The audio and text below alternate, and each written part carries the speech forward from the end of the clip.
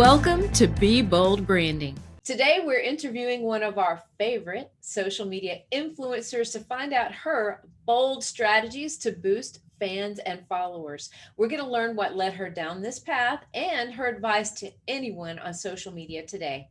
I'm Tanya Eberhardt, the founder of BrandFace. We help business owners and entrepreneurs differentiate themselves, and we do that through personal branding.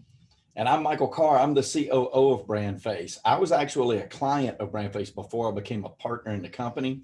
We're the only comprehensive personal brand building system across the globe. And we do Be Bold podcast to help people take the fear out of putting themselves out there. So we hope that we're speaking to you today. You're going to love this guest. Today's guest is Mackenzie Dudzik, or Mac, as her social community calls her. She's a travel and lifestyle creator and founder of Social by Mac. It's a social media management agency, and The Click LA, a friendly networking space for creators based in LA. With over 7 years of experience as a social media guru, she has worked with numerous brands, small businesses, and high-profile individuals on more than just posting to Instagram. Mac's passion lies in coaching upcoming creators on how to be their most authentic selves as they launch their personal brands. And welcome to the podcast, Mac. Yay! Thank you for having me. My familiar faces, I know you well, so I'm very excited to chat.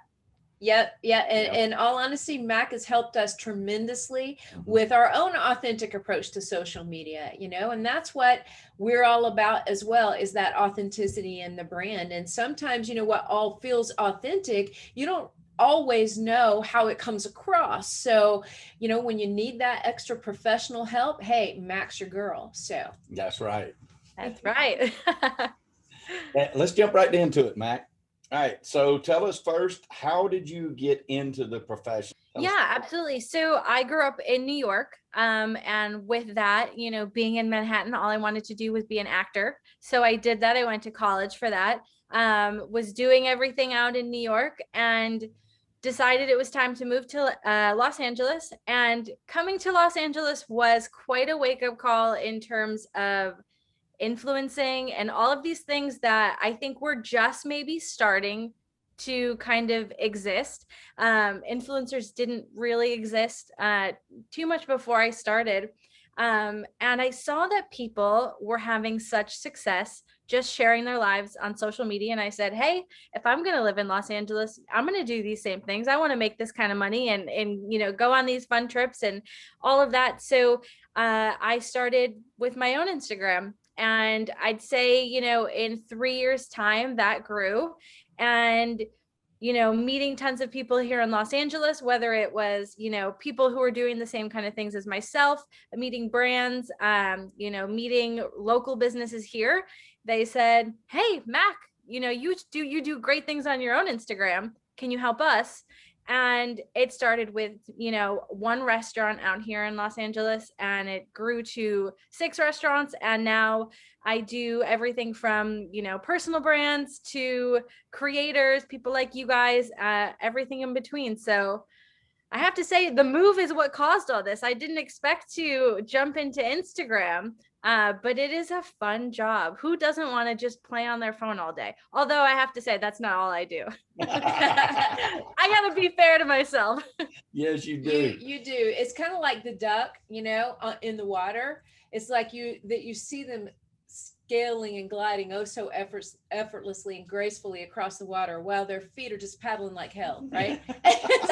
That is a great analogy. I am going to keep that because that is very fair. Spot on. It is fair. Yes, she does make it look easy, but we know that it's not. And having an eye for that you do is fantastic. So I just want to dig a little bit more into this. So you really that's a bold move, like moving from New York to Los Angeles. I mean, or vice versa, some people move the other way, but in any kind of a move like that, you sort of were stepping out on your, on faith, if you will, like, hey, I can, I'm going to make something happen over here. But yet that wasn't really the plan in which you went to LA for, right? Yeah, absolutely. I, moved to LA because my friends from college in New York moved to LA, and I said, at first it's like, I'm going to stay in New York. I'm going to do the thing. And I was in love, and New York is an incredible place to live. I was in love with the city. So I stayed, and then, time went on, and a few years later, and I said, you know what, I think I could I could make some waves in LA. Here I am thinking I'm, going to be a big shot. And I decided to do the move, but, everything I've done, I'm so glad I did it. I'm so glad I, graduated high school and just, at 18 was like, I'm going to move to New York City, and like, this is going to be, I'm a star. Because I think there's so many people who have these ambitions and say they want to do something, and when it comes to really doing it, they start to find all these excuses and reasons not to, that it's better to stay at home, or, where they're comfortable. And I obviously would not be doing what I am doing right now if I didn't, make that first move, or then decide to leave everything I knew in New York and come to Los Angeles. Absolutely. It's kind of a little bit like my story, Mac. Like, I left a small town in North Georgia and decided I was going to go to theater school at a world-renowned theater department, which was at Florida State University. It was one of the top in the country. I went there. Within just a few months, I realized I hated it. I literally hated it. That happens. But no, then you actually fast forward all these many years ahead, and you're still kind of, quote, in show business, right? You're kind of like in the public world, putting yourself out there, and it shifted. It was the same ambition, it was the same dream, it just took a different form. And I think that's what I hear you saying. It wasn't all you went out there with one thing in mind. You ended up going in a different direction, but you weren't so far from your original. Yes, that's funny. I always get that question. And, here living in Los Angeles, there are still things that come up, and I find myself, doing commercials or whatever, but that's Los Angeles. You can be an actor your entire life and only do a couple jobs. But I have, people who I went to school with or whatnot will say, well, you're not necessarily doing that anymore. Do you feel like you gave up, or do you feel like you were defeated? And no, I completely agree. As for my personal business and, being an influencer, I am on camera all the time, and I'm working with the same brands that I would be doing commercials with. And in this case, I just get to create my own set, create my own, content, and send it to them, and that's it. So it's very much still the same. So I in no way feel like, I gave up on my dream or anything. It just kind of, meshed into a new, exactly. It morphed. I know exactly how that feels.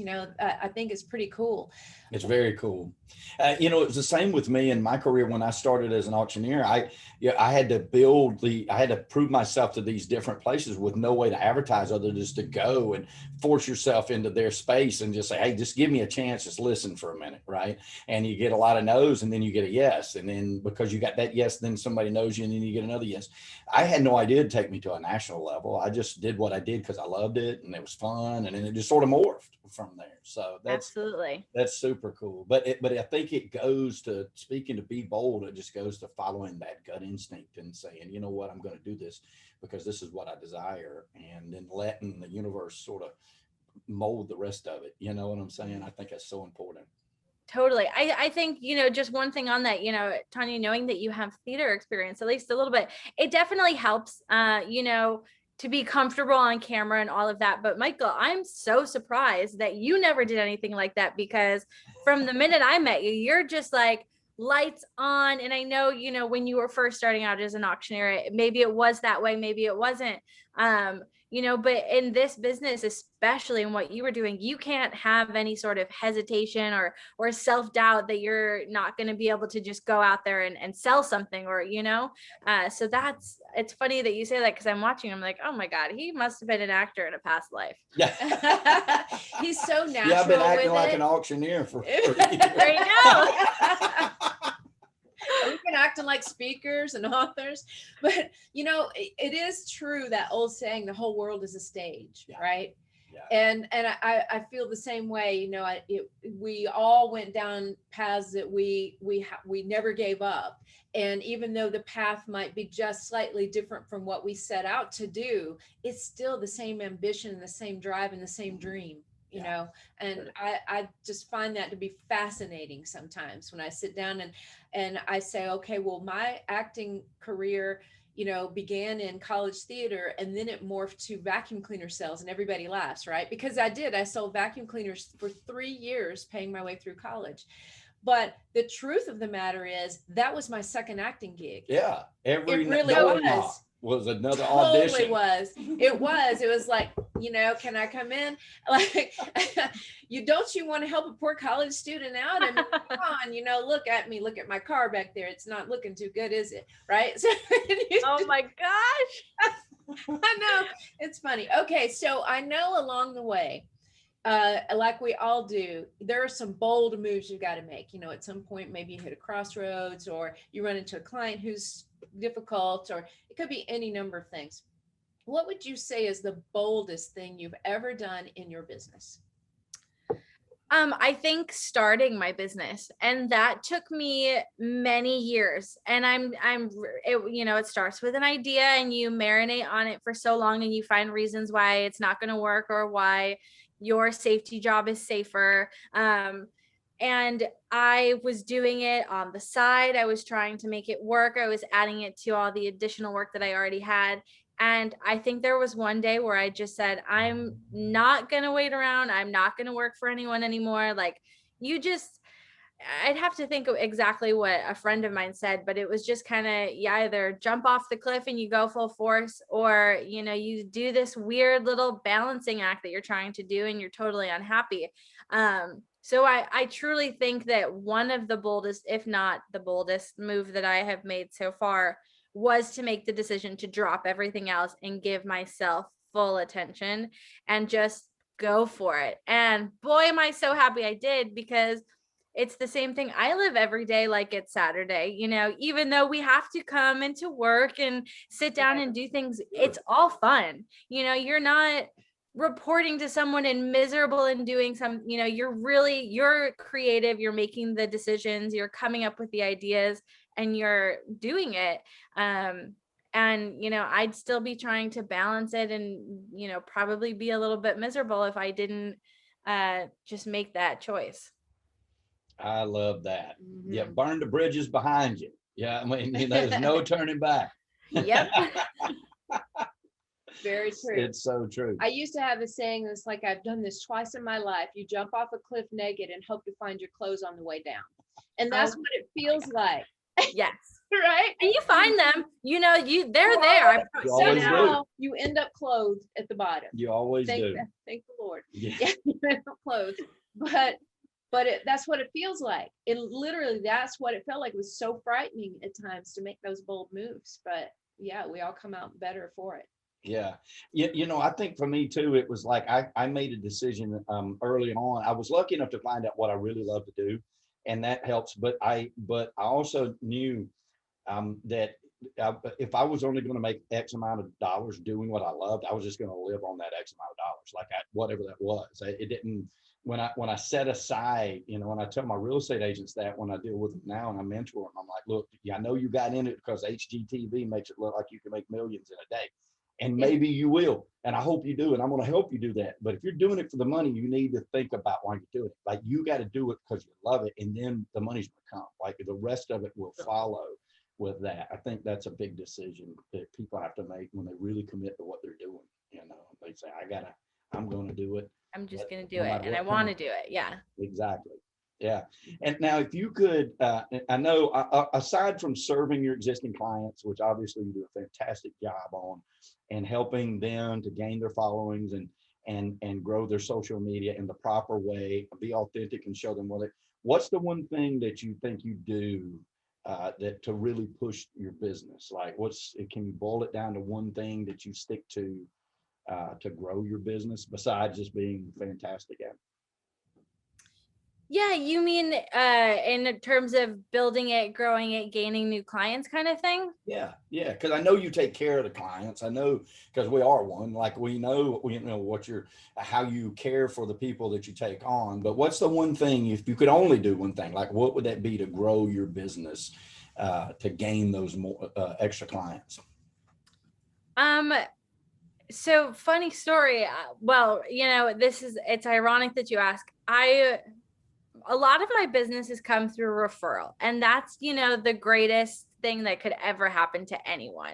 We all want these referrals. But at some point, and I guess I'm picking up on this now, and realizing at some point it's not all about that. Can I keep my business here just on referral and be comfortable? Sure. But even for me, I'm in that process of learning, how do I take my business to the next level, and how do I go out and seek people the proper way? And the one thing I always say to all my clients when, or a potential client, is I'm here to take the stress out of social media. And so for me to turn around and go and be stressed about how I'm going to grow my business, that would be like, I got to take my own medicine here. Yep. And so I think the biggest thing for me is, 100% starting with personal relationships and kind of seeing, I always come from a place of, how can I actually add value to this person?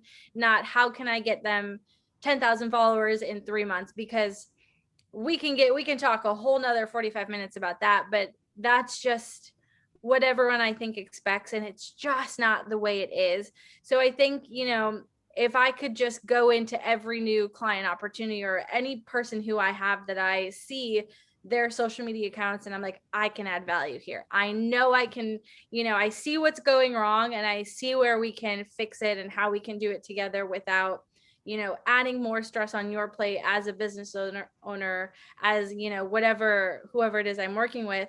I think that's the biggest thing. And I don't quite know if that perfectly answers the question. No, I think it does. Yeah, I think it does. And it shows in your work, because you bring out that authenticity to people. And I love the fact that you're the type of person that would say that, look, if I'm stressed about building my business, and yet I'm telling you not to be stressed about how to build yours, I'm not really, and I think that also you're learning those different levels come, and then you do need to relax into them or whatnot. I think that answers the question for sure. And I think it speaks to your authenticity. Like, it's the number one thing that drives you. Because you're the leader of your clients. Your clients look to what you do on social media to in large part determine what they should be doing too. And so when we first looked at bringing you on board, we looked through your accounts, and it's like, wow, what personality just like jumps off those screens, and it wasn't just the personality, it was the positivity in the personality. That inner beauty coming out, like just the smiles, everything. Like, we loved what you represented, because what you represent is you. We haven't seen anything different behind the scenes than what everybody else sees on social media. That is what authenticity means. No, and that's, coming from the branding experts, that feels good. I think it took me, I always knew, especially being an actor, that goes back to that, is, they try and put you in a type, they typecast you, and that almost becomes your brand.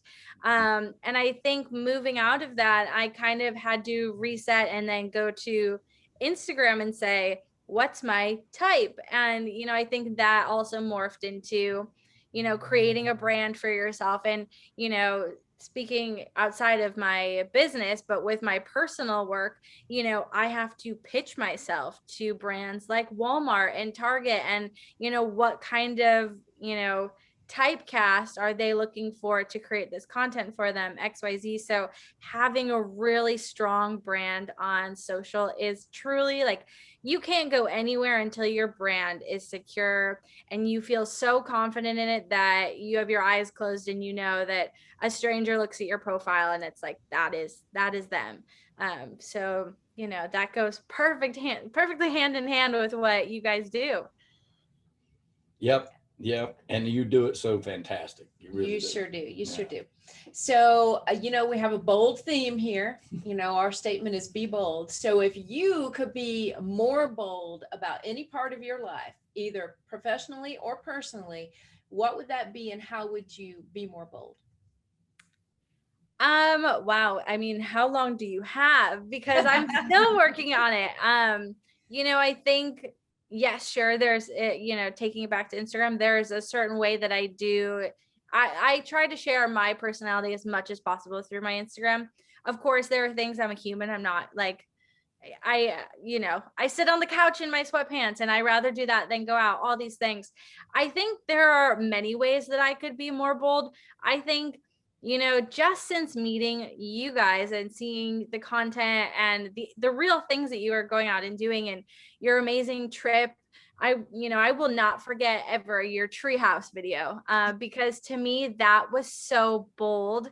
And sure, I can go to Mexico, I can go to all inclusive and be really cozy and comfortable, but you guys are doing just like the coolest things that are maybe sometimes out of your comfort zone. And I think, that's one thing that I strive to do, is be a little bit more bold in my adventures, my travels. I think, that part of your life, you can be bold and just do wild and crazy things. So I look to you a lot on all of the fun trips that you guys go to. And I'm constantly thinking about that trip, because one day I will be bold enough to go sleep in a tent in the rainforest. Give me a mosquito net, I'll be good. I'm actually this weekend for the very first time going camping. We're going to say camping, but it's actually glamping in the Grand Canyon. But it's probably going to be the closest thing to camping I will ever get. You got a little USB pack. You put a little stove in your tent to stay warm. So I'm going to test my boldness this weekend, and I'll come back and let you guys know if I could be bolder. Because we have another bold challenge for you. Yes. You come to Atlanta and we're going to take you riding on our beast.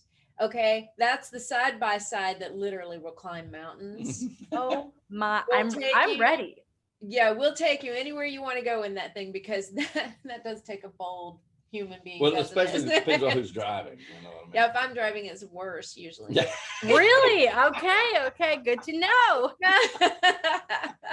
Well, I don't know about that. He's faster. I'm pretty risky, but I'd say he's probably riskier than I am. She hasn't scared me yet, so. Yeah. Oh my gosh. Well, it sounds like a blast. So let me survive the tent, and then I'll head to Atlanta, and we'll do it. We'll go for it. Well, we're definitely going to pass notes, because we're all in on even a glamping trip to the Grand Canyon. So I mean, it is about just stepping out of your comfort zone, and even down to the tiny things. I had a friend of mine that's moving across country. I've told all kinds of stories about him. He just calls me out of the blue on Friday. He says, "What are y'all doing tomorrow?" And I said, "We're not committed." And he goes, "We're coming through. You got a bed for me?" I'm like, "Y'all come on." And then we got to hang out for half a weekend before he, takes off to Utah. Going to live in Utah for a while. And we even got down to talking about coming out of your comfort zone and the way we travel. And he's like, Jamie, that's his wife. He's like, Jamie is all about last minute and, just get there just in time to get on the plane. He goes, I have to plan it out, and parking's going to take X time. And we were laughing because we agree that's with him. her, that I'm the one planning it out. No, we got to get there. I'm not going to be stressed about making this plane and stuff. And then we all laughed about it, because as we grow older and we get life experiences, we're like, does either one, is there a right or wrong? Like there's not, because either way, at some point, life is going to force you out of your comfort zone.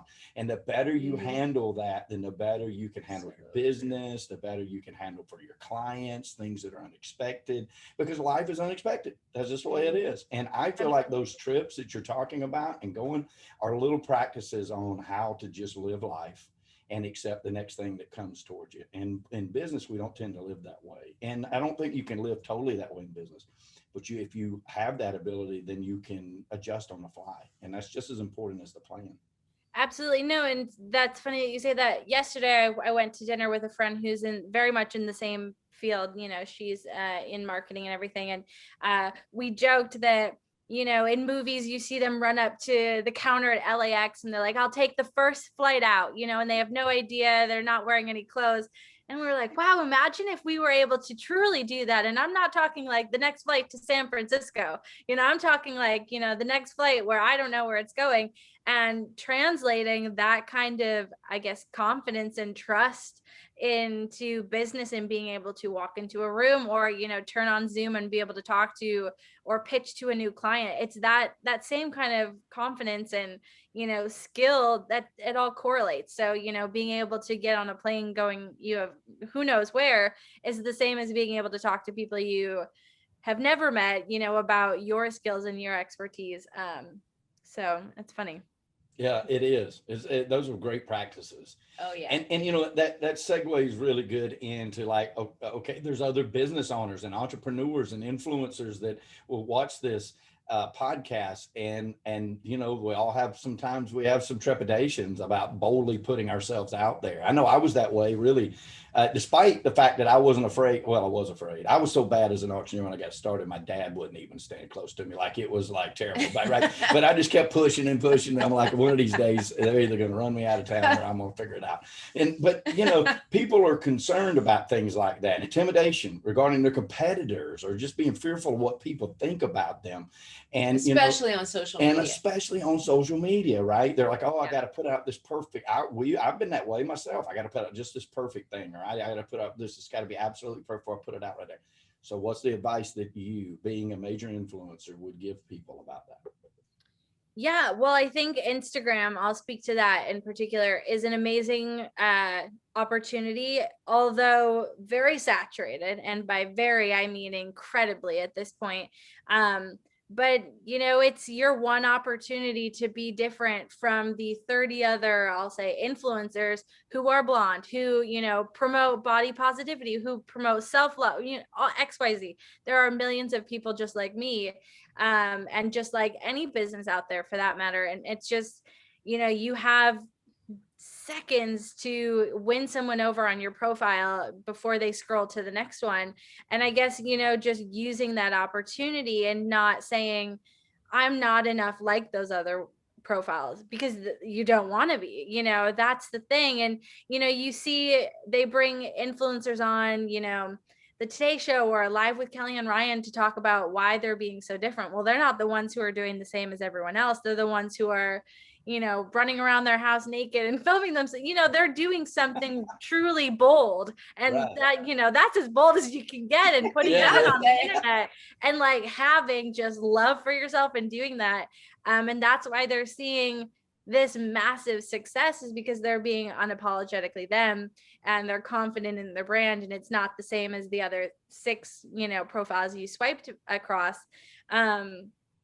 So I think that's the biggest thing. So in terms of Instagram, this should not be a repeat of high school where you try to fit in, because this is your one and only opportunity to show everyone all over the world how different you are.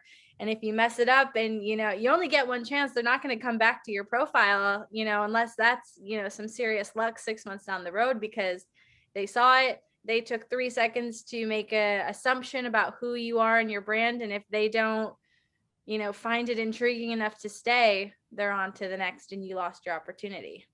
I gotcha. And but your Absolutely. advice is be yourself, and different is good. Like, you know, it's not cookie cutter and expect people to follow you or be influenced by you. They want people out there looking for the different, right? Yeah, absolutely. I think, you know, one thing that really changed as well with COVID is, and this was the biggest thing that I saw, um, pre-COVID, everything was so perfect. The brand, you know, branding for major brands, everything was perfect, well done, well shot. Even the behind the scenes was, you know, perfectly formulated. And now, you know, or I guess during COVID, when everything was shut down, and, you know, these brands still have to be creative and switch things up. Uh, you know, they want to see the raw behind the scenes, the kind of messy, the not so perfect, because that's ultimately what we were all doing. We were all in our sweatpants on the couch working on our computers, from that standpoint, and not, you know, in these beautiful spaces like we used to be, you know, kind of hide behind. So I think showing people the not so perfect, you know, when you kind of, what's it called? When you were on board with that, that kind of changed for a lot of people. And they were like, wow, look at how many people care about what I look like at 6 in the morning before my morning coffee and what I have to say, versus when I got fully glammed and spoke to the camera, something that was perfectly planned. You know, the engagement, the difference, the attention you get when you just start to be authentic and honest and embrace this is what we're doing right now. This is me. You know, there was just a really big change, I think, that brands saw and are still kind of working through. Mm-hmm. Mm-hmm. And do you see opportunity in that, for people building a business and especially an entrepreneur of a small company or it might be a vet or a real estate agent or, even a CPA, for instance, that knows that there's power in that social media to attract some clientele. It's all about being yourself. Like, don't Absolutely. read through other profiles and just copy those profiles. Just develop your own. Absolutely. I mean, especially when it comes to something like, I have a client who is a mortgage broker, and you'd think, how do you make that interesting on Instagram? And well, you can share all these beautiful graphics and things like this and help to truly, promote their business, until one of them, or a team member, decides like, hey, let's put ourselves on camera today, and let's talk face to face, or let's just give everyone a look at what the office looks like, because no one gets to come in, but here we are trying to gain these new clients and sell them on our services. For me, if I were to go to someone's Instagram and see all these things and see different members of the team introduce themselves, etc., I would feel so much more comfortable and confident and be like, these are real people. They're running a business here. This isn't just some pretty graphics on a screen that they pulled from the internet. You know what I mean? It's real and it's there. And I think that's the biggest thing that, a brand and owner, any entrepreneur can do right now is just, we're moving away from perfection, and we're really going into authenticity. That's the biggest word I can use. Love it. Yeah. And I have one more question for you. Do you feel like it's much harder today than it was 10 years ago to get a mass social media following? Yes. And I don't want to have to give that answer. And like I had said, towards the beginning, I have a lot of people who I will meet for the first time, and they'll say, hi, I'm so-and-so, and I want to have 10,000 followers in 60 days. And sure, at one point that may have been possible. Or if you, sorry, there's a car driving by. If you had a really great stint on the Today Show, sure, that number could be close. There's ways to get around it, but in terms of just boots to the ground and you working on your social media, it is much harder than it was. And one, that's because it's more saturated. There are more people trying to do it, and more people who are maybe just as good as you doing it, so the competition is harder. But with more people on these platforms and more eyes, it's harder to kind of scoop those eyes in and say, okay, come to me, when they're just all over the place. How do you find the right people? How do you bring them to your page? How do you keep them there? Once they're there, how do you sell them on your product? That, sure, we got them there, they think our stuff is pretty, but now it's okay, we got to sell them, we got to show them what we can do. And it's just it's more of a marathon than a race now. It's more about long term, and it might require an entrepreneur to spend a little bit more time on Instagram, which maybe they don't want to do or don't have the time to do. But if you want to grow your profile, it's it has to be a priority in your marketing plan. Agreed. And it, like, experience 30 years in business teaches me too that the saturation levels that are happening on social media platforms will create other opportunity. Like, at some point, that oversaturation, and you see, you might not get 100,000 followers over the course of a 5-year campaign or 7-year, 10-year campaign, but you might, it will, through its own natural, what's the word I'm trying to say? Inclinations, you might end up finding a smaller following that is more valuable to you. Right. And so it'll take care of itself. It's an environment just like any other environment. Right. And as more people get onto that social media that are new to it, they're trying to figure out too, well, what do I even want it for? Why am I on this social media here? And they'll figure out that, okay, it is that I'm looking for that mortgage broker or that entrepreneur of some kind, that I want to know which one of those are the most honest because that's the person I want to do business with. And yeah, they may not have as many followers as this one over here, but this one over here looks, as you said, more old school, more perfect, more refined, more shot and edited, versus this guy just being honest, like, hey man, I'm starving to death, I need a client. You know what I mean? So my experience in business tells me that there's so much opportunity. Although this little segment of gaining these super high numbers of followers might be harder to do, maybe you find that the followers that do follow you are more loyal, and you're going to get the business that you're searching out of it. So it's definitely something that we need to be monitoring, and people need to be using influencers like you that are at the forefront of that, because you're dealing with a lot of clients across the nation in several different areas of business, even down to their own personal, person and what they want to illuminate. So am I making sense? It'll make its own environment that there'll be so much opportunity. So get in there and do it, and hire people like Mac that know what they're doing. They're at the forefront of that, because those opportunities are going to open themselves up. Absolutely. I mean, that's the thing. These days, it's kind of, if you don't have a social media presence, no matter who you are, if you're not on social media, then it is kind of a red flag. It's a problem. And there's a term in the influencer industry, a micro influencer who has less than 10,000 followers. They're almost becoming more valuable to brands today than those with 100,000 followers, because it's so much more refined. And the people who are following them are loyal, are, engaging. And it's the same way with businesses, especially if you're, a niche business, or, you're very localized to a specific location, a different part of the world. You're not going to have 100,000 followers. What if you're in a small town of Georgia? You could kill the real estate game over there, but you don't need 100,000 followers to do it. You just need, the right people in your area to be following, engaging, and seeking you out. And that's why it's so important when you are doing social media that your hashtags, your locations, all of this is so specific to your location and what it is exactly you do and who you're seeking out. And so, for a nutrition coach based in Virginia, to want 100,000 followers, but she's offering in-person services, that's just, it's just not realistic. But people want it for the numbers, for the vanity.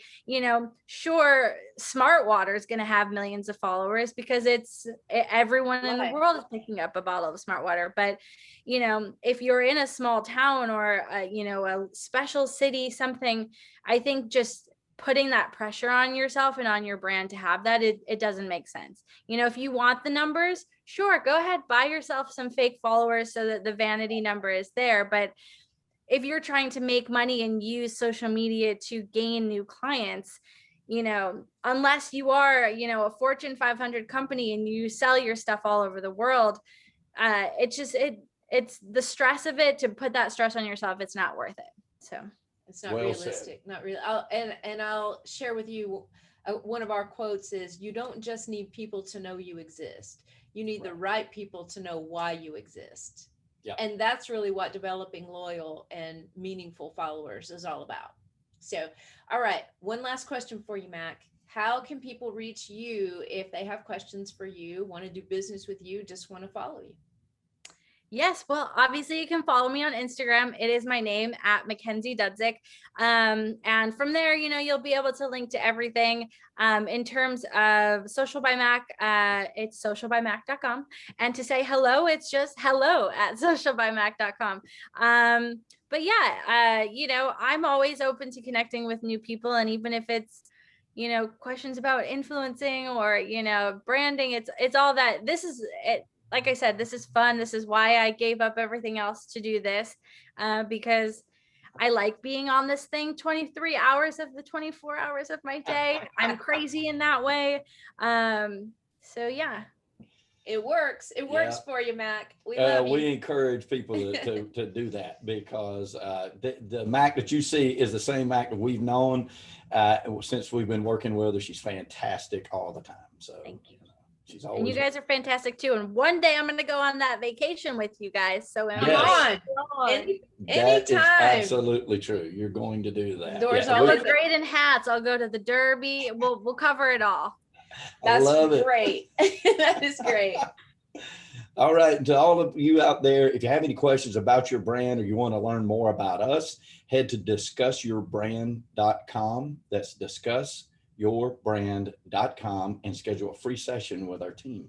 And if you like what you've heard today and you love this young lady as much as we do, like it, love it, share it, and ding, subscribe so you can be the first one to know when another episode debuts.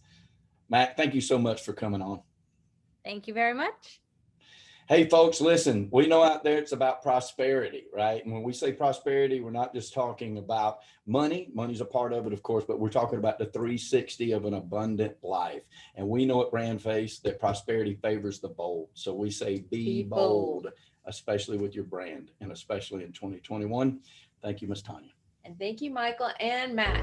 Have a great day, everybody. We'll see you next time on Be Bold Branding.